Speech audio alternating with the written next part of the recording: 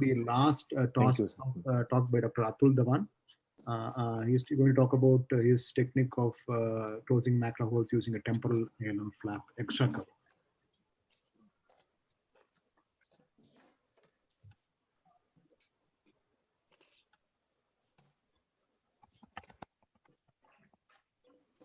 Atul, your slides are visible. Voice is not there. There is no voice, sir. I am just going to.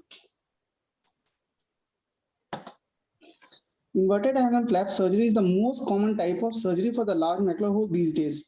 I am going to talk how to make temporal ALM flap surgery as easy as possible by CAP technique, that is chromovisco-assisted ALM flap placement technique for the large macular hole. So the two main problems in the large macular hole temporal ALM flap surgery is, first is to make a proper large single flap. The second one is to keep the flap over the hole till the end of the surgery. For the second, I have made a technique that is chromovisco-assisted ALM flap placement technique. Now, how to make this viscoelastic visible? The answer is to color it. This is HPMC 0.6 to 0.7 ml. Then color it with the brilliant blue, 1 or 2 drops. And the status of this colored viscoelastic in the eye, if you take a transparent viscoelastic, you will not be able to see intra-op. But if you color it with the help of the brilliant blue, then you can easily see it. You can easily take out it at the end of the surgery. So this is a 180-degree ALM flap, 550 micron. 3 years back I have done. I have started the surgery with the finish loop. You can increase or decrease the length of the finish loop. And I have started with the pinch and peel technique from one side to the other side. Always go towards the base of the ALM flap and make a large ALM flap, because it will keep the flap over the hole for a long time. Now support it with the colored viscoelastic. Later on, you can take it out. And you can see with a single flap, you can do the surgery easy. Thank you.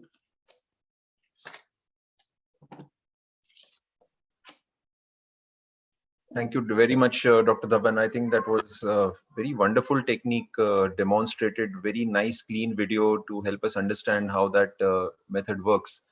If I can bring in Dr. Christina Weng at this point. Dr. Weng, in your experience, how do you deal or use ALM flaps for such macular holes? Well, I think, first of all, Dr. Dhawan, that was a beautiful video and really brilliant to stain that viscoelastic so you can actually see where it's going. And I look forward to trying that in the future. But, you know, I think the ILM flaps are a great technique. You've heard earlier already in the session that a lot of different techniques exist for macular hole repair, but this is one that I also use frequently. And, you know, I agree with you that the hardest part about it is getting that flap to stay where you want it, especially if you make it a free flap. It looks like you did a hinged flap here where you take it the edge of the hole and flap it over the hole itself. When you do a free flap, that's even tougher, but I think that's a great technique. And one of the pearls that I would offer is, I agree with you, Dr. Dhawan, that the hardest part is trying to keep it intact in one piece. This is one of the few times that I actually like to use either a Tano scraper or a flex loop, because I feel like it helps me outline the area and keeps it broader so that I can peel it all over in one collective sheet. But that was a really nice set of tips to offer. Thank you.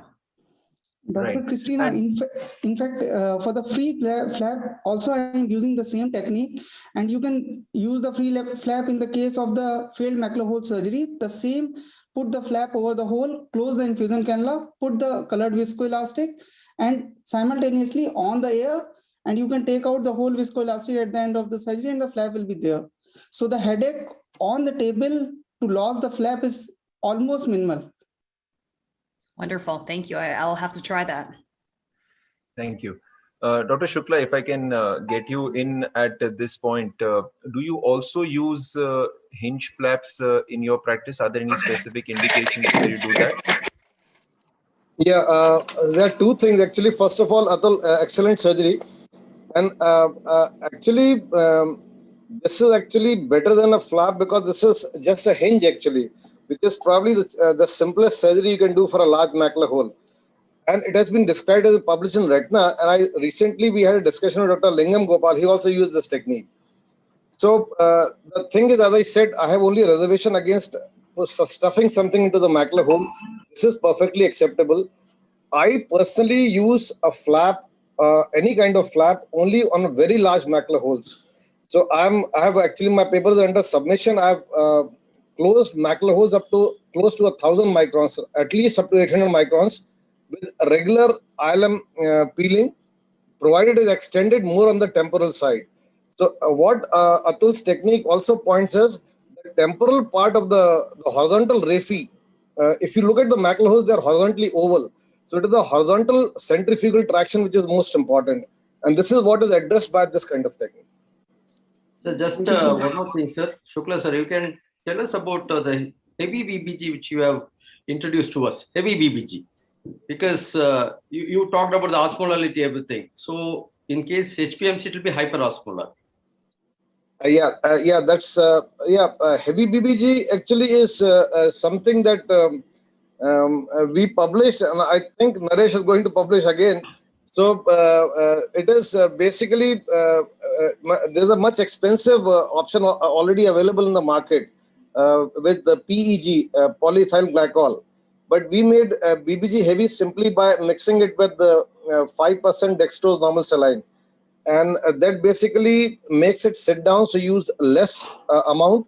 And also it becomes more isoosmolar and more tolerable to the retina. So we use more diluted dye, and we also use better osmolarity. What was toxic about ICG, if you remember, I mean, a lot of people gave up ICG for the wrong reasons, was because of the low osmolarity, because of the use of distilled water. If you use DNS with the ICG, even that is not as much toxic. Thank you. Dr. Vivek, can I come in? Saravanan sir? Yeah, please, Dr. Joshi. A very, very nice video, Dr. Atul. But just there's another technique also. What we can do is now we are doing this, the inverse flap technique under PFO.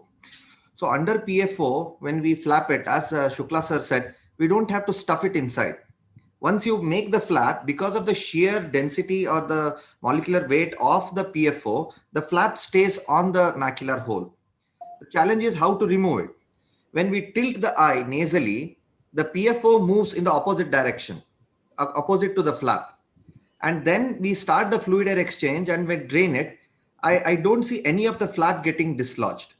So Okay. with this technique also, we can do it instead of viscoelastic, just another suggestion.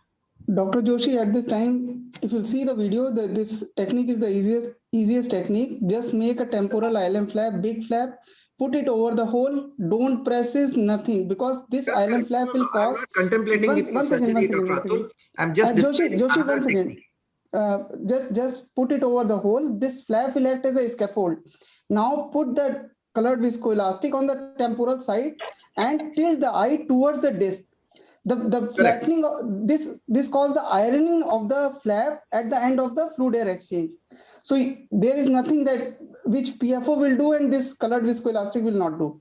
And Correct. this colored The only thing I was worried is when you mix BBG with the viscoelastic, and in case there is no 100% removal of the viscoelastic, then the BBG itself might be a toxicity. That was my only concern, but it's a good alternative technique. No, Right. So